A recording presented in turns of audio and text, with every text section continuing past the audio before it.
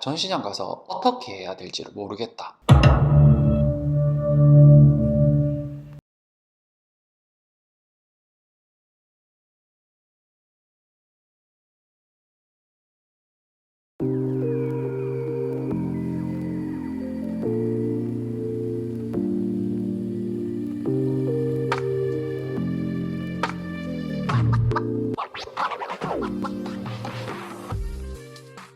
안녕하십니까, 아트부이 배철입니다. 아는 지인과 전시장을 가는 게 왜 조금 어렵냐라는 데 대한 이야기를 나누다가 그분이 하시는 말씀이 전시장 가서 어떻게 해야 될지를 모르겠다 라고 말씀을 하시더라고요.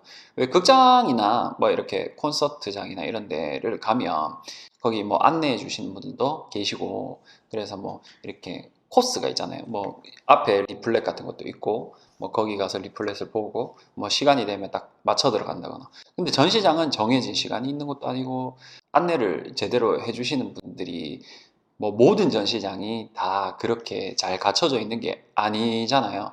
뭐 예를 들어서 뭐 그 큰 전시장 같은 경우에도 거기를 작품을 지키기 위해서, 아니면 뭐 좀 정숙해 달라거나 안전에 대한 그런 것 때문에 계시는 분들이 있을 뿐이지, 작품을 어떻게 보라거나 어떻게 해야 된다거나 이렇게 알려주신 분들이 없다, 뭐 이런 이야기들을 하더라고요.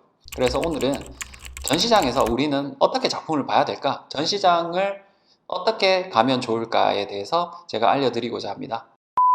일단은 전시장에 딱 들어섰을 때 전시에 대해서, 아니면 미술 쪽 관련한다거나 잘 아시는 분들은 질문이 많아요. 오히려 모르시는 분들은 조용히 쭈뼛쭈뼛 질문이 없으십니다. 미술을 애호하시는 분들, 좋아하시는 분들은 일단 와서 매표소라든지 아니면 거기 안내 데스크 같은 데 오셔가지고 뭐 여기에는 지금 뭐 어느 정도 작품 수가 있냐, 혹은 뭐 가장 기본적인 것 중에 하나가 사진 찍어도 되냐, 뭐 이런 것도 되게 물어보세요. 그런 경우가 오히려 아시는 분들이 물어봐요. 모르시는 분들은 아예 물어보지도 않으십니다. 이 전시는 사진을 찍으시면 안 됩니다. 혹은 이 전시는 사진을 찍으셔도 됩니다. 이런 전시들마다 조금 다르거든요. 이렇게 물어보면 됩니다.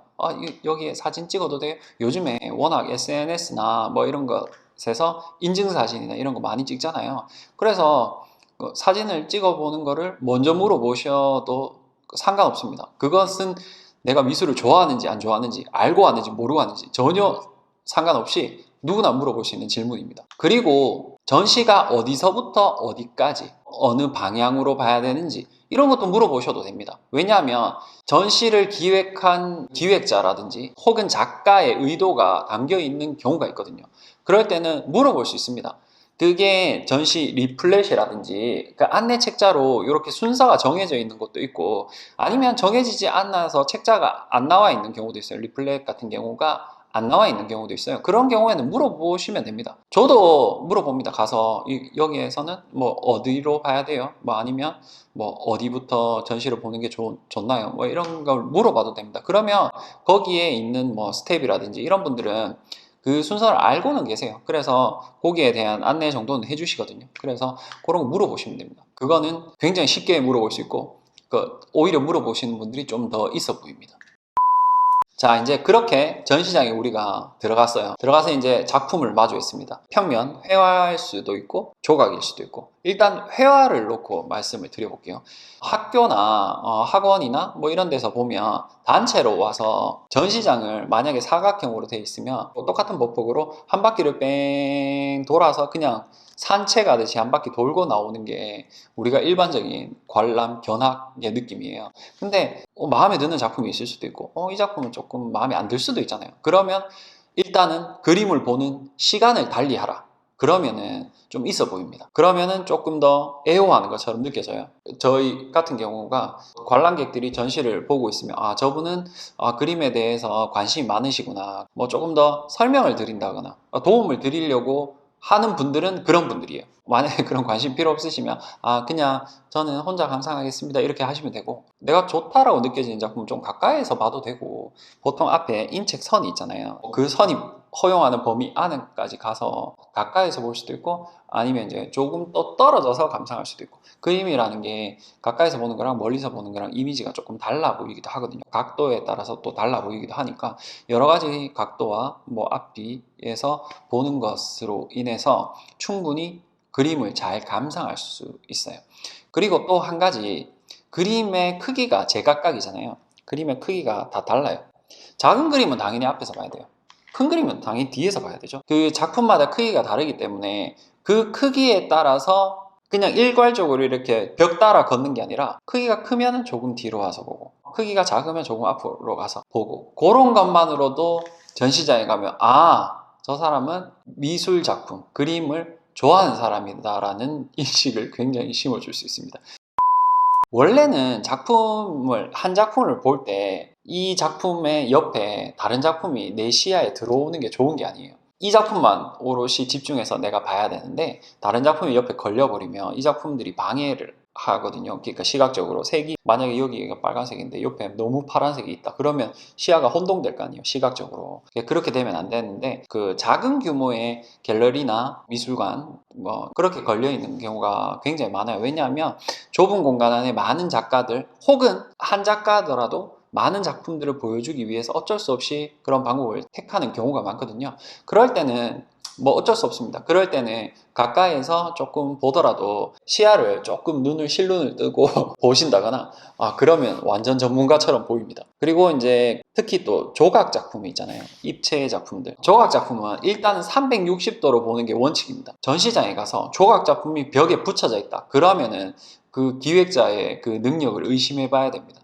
어떤 작품이든지 조각 작품이라든지 입체 작품은 여러분들이 무조건 360도를 이렇게 돌면서 전체를 한번 관람해 보시면 훨씬 더 좋을 것 같아요. 그리고 모든 전시가 다 그렇진 않지만 명제표가 이렇게 붙어 있습니다. 작품마다 이렇게 명제가 크고 작게 이렇게 붙어 있습니다. 이해가 안 되는 현대미술이라든지 내가 잘 모르는, 아니면 작가의 의도가 담겨 있는 그런 경우 같은 경우에 명제를 읽어보시면 이해되는 경우가 굉장히 많아요. 특히 제목만을 딱 봤을 때도 이해되는 경우가 많고, 명제표를 아니면 아예 리플렛에 그 설명이 나와 있는 경우가 굉장히 많이 있어요.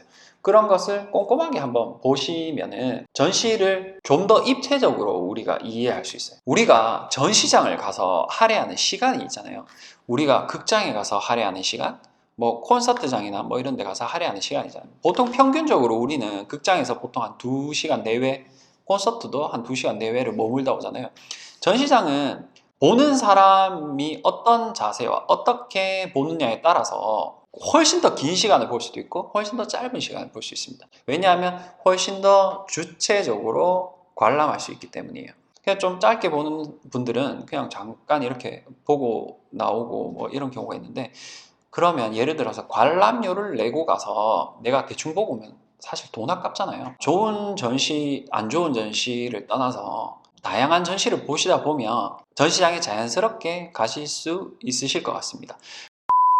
유치원 정도의 아이와 초등학교 저학년의 아이가 있으신 분들 같은 경우에는 전시를 보러 가실 때 가능하면 아빠를 무조건 데리고 가십시오. 아버지가 같이 가야 됩니다. 왜냐? 아이와 전시를 볼 때는 아이를 안고 봐야 됩니다. 어린이를 위한 전시조차도 그림이 걸려있는 높이는 어른의 시각으로 걸려져 있습니다. 그림을 거는 사람은 어린이가 아니잖아요. 어른이 걸거든요. 그래서 그림이 진짜 아이들이 보기에는 높이 걸려져 있습니다. 그렇기 때문에 아이를 아빠가 안고, 엄마가 아이 안고 1시간씩 그림 보면 엄마 팔 떨어져 나갑니다. 아빠가 아이를 안고 전시장을 보셔야 됩니다. 그림을 그렇게 보여주시고 체험 공간이 있으면 잠깐 내려놨다가 체험하고, 아이의 눈높이와 이렇게 맞춰서 보여주는 게 제일 적절합니다. 이 그림은 어떤 각도로 어느 가까이 거리에 따라서 그림의 시각이 굉장히 왜곡될 수도 있거든요. 잘못 비춰질 수도 있거든요.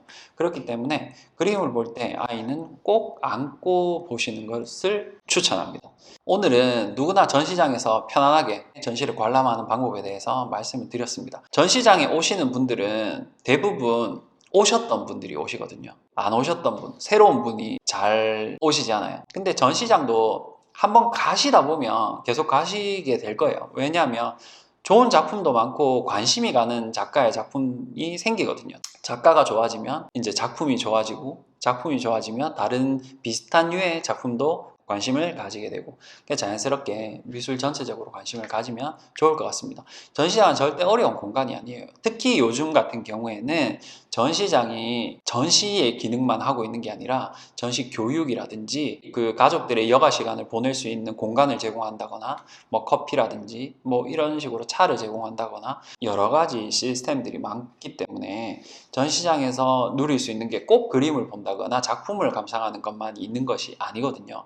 그렇기 때문에 전시장에 가셔가지고 다양한 컨텐츠들, 이런 문화들을 한번 겪어보시고, 특히 아이가 있는 부모님들 같은 경우에는 다양한 체험 행사라거나 우리 아이의 교육을 위해서 필요한 것들, 꼭 유료, 돈을 내고 가는 전시가 아니더라도 무료로 하는 전시들도 퀄리티가 좋은 게 굉장히 많습니다. 무료 전시를 먼저 한번 가보시고, 이런 식으로 전시가 이루어지는구나 한번 체득해 보시고, 여기에서는 이런 걸 봤으니까 내가 여기에서 더 좋아하는 작가, 혹시 더 좋아하는 작품이 생긴다면 다른 돈을 지불하고라도 갈 수 있는, 내가 이 정도 돈은 지불해도 되겠다 라고 생각할 때 그런 데를 가십시오. 처음부터 뭐 대뜸 돈을 내고 딱 들어갔는데 마음에 안 들 가능성이 있거든요. 관람료가 비싸다라고 많이들 생각하시거든요. 사실 우리가 극장 영화를 보러 갈 때나 뭐 다른 컨텐츠들을 즐길 때는 돈을 내는 게 자연스러운데, 전시는 아직도 그런 정서가 아닌 것 같아요. 무료 전시가 아직 많고, 그리고 국립이라든지 시립 전시 같은 경우에는 가격이 조금 많이 저렴한 편이고, 일단은